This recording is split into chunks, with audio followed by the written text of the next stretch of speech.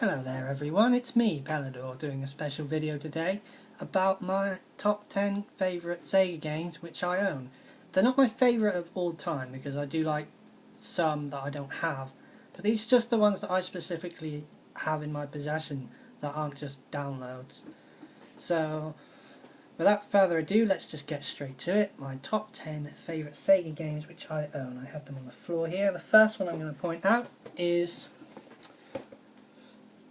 the Classic Collection.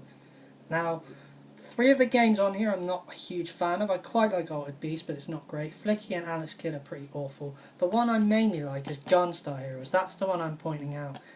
This game is a side-scrolling shooter where you can be 2-player co-op and you play as a boy or a girl and you just run around these planets shooting stuff up. It's really, really enjoyable. If you look at the back of the boxes at the top there, on the top row, really, really cool game. I think you have infinite continues as well, which is a bonus because it is super hard, but it has really great music, really great gameplay, really good bosses and levels and stages, and it's made by the same people who made Dynamite Headdy, and I always forget their name, but they're a really, really solid Japanese company, and I think pretty much every one of their Sega games is fantastic. Apart from maybe Light Crusader. I didn't like Light Crusader, but that's just my opinion.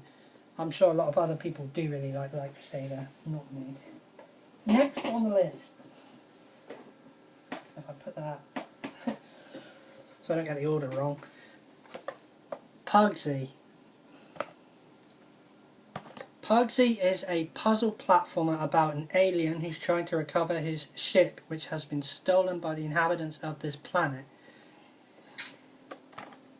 And there's probably about 25 levels, I can't remember exactly, but they all have different puzzles you have to solve to get through the stage. It's got really, really amazing music. It was published by Psygnosis, who I don't think are around anymore, or produced by Psygnosis, published by Sega obviously. And it actually uses a prototype of the Quake engine or something, or the Unreal engine, something like that, one of those.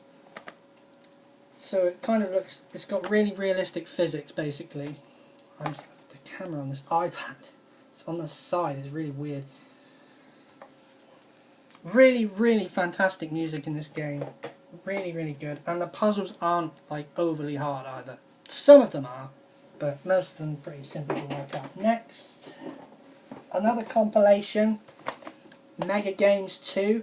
This one has Revenge of Shinobi, Streets of Rage and Golden Axe. So this is solid. I mean, 3 amazing games for the price of 1.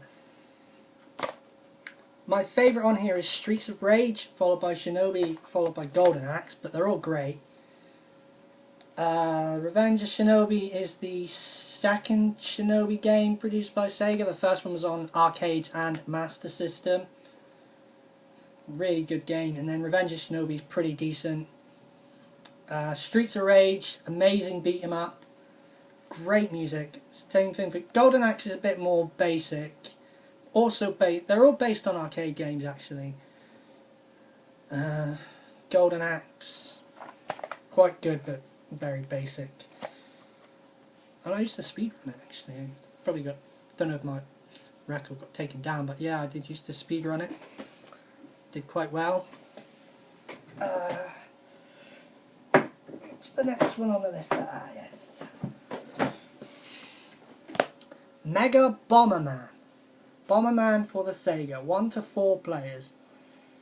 Where you play as this weird little alien guy who can ride on the back of what look like wallabies or kangaroos or something. And you lay bombs and blow stuff up to get through the stage. And you're on the hunt for these pieces of your ship to seal the bad guys away, because you're some kind of galactic policeman or something. It's produced by Hudson Soft, very good company back in the day. I'm not sure what else they made other than Bomberman, but they made a heck of a lot of Bombermans, and this was a really good Bomberman game. Super hard though. If only the levels themselves are easy, it's the bosses that provide the challenge in this game. And once you run out of lives, you have to start right back at the beginning of the stage and go all the way through to the boss and use all your power-ups. It's very frustrating. I can never beat it. I can get to the final boss, but even with passwords, that final boss, man. Anyway, that's that one. That was really on the list. Sonic 2, I don't have the case for this, but this is the cartridge. Because obviously these are old, I got them all second hand from eBay and Amazon and stuff. Sonic 2, obviously classic, everyone knows Sonic. This is my personal favourite Sonic game. I like it more than Sonic 3 and Knuckles. What can I say about it? You play as Sonic and it's a really solid 2D game. It's got great music, great platforming, great bosses. Sonic and Knuckles, for me, to be honest, I overplayed it. I used to play it too much, and that's why I like Sonic 2 more. Sonic and Knuckles probably is technically better in all kinds of ways, but Sonic 2 is my favourite. Mickey Mouse Castle of Illusion. Again, I don't have the box, although I do love the box artwork. Shame I don't have the actual box for this.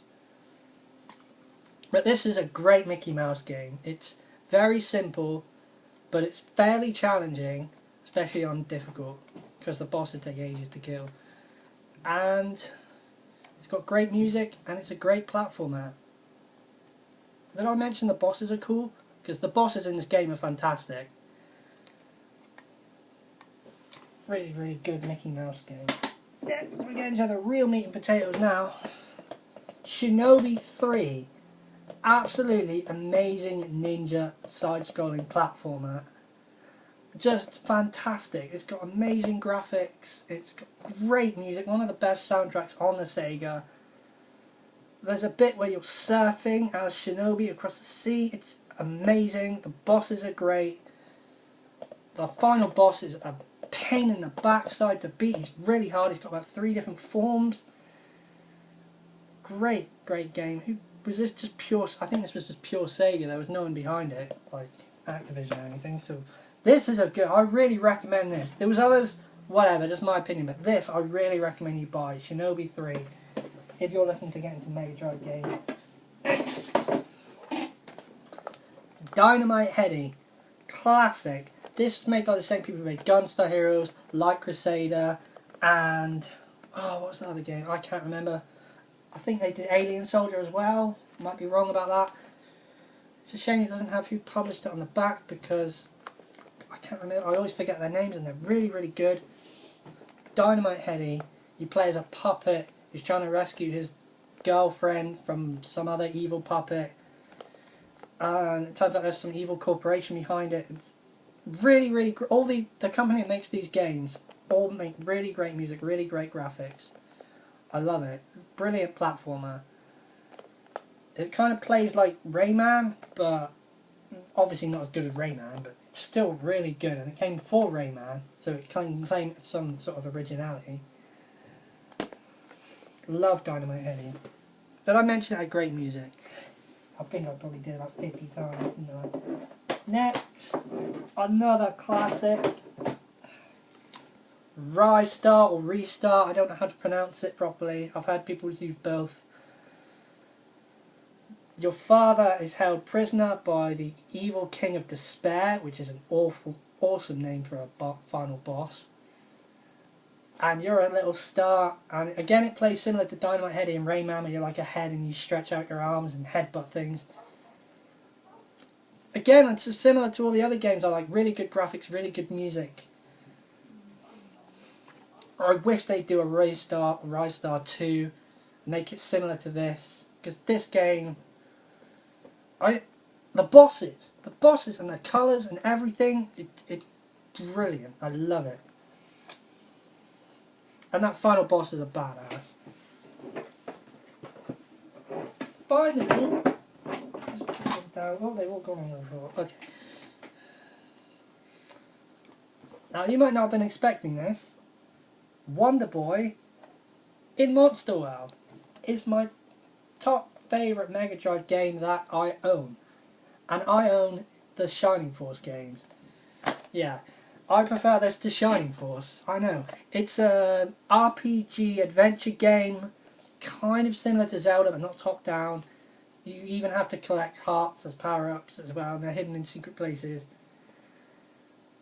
And you can upgrade all your gear and all that sort of thing. So it's a typical like RPG sort of thing, except you don't level up.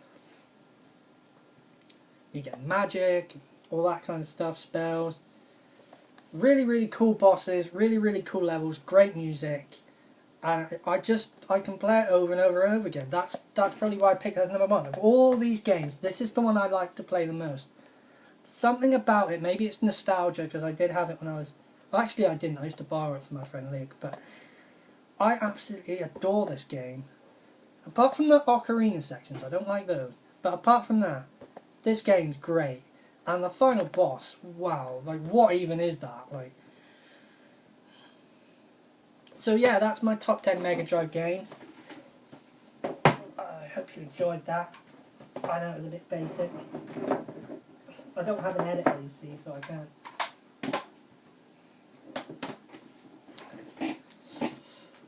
So yeah, those last 5 I really recommend you buy. And I also recommend you buy the Shining Force games as well. I didn't show them, but they should get an honourable mention because they are great. They're similar to Fire Emblem, but not quite as good, I suppose.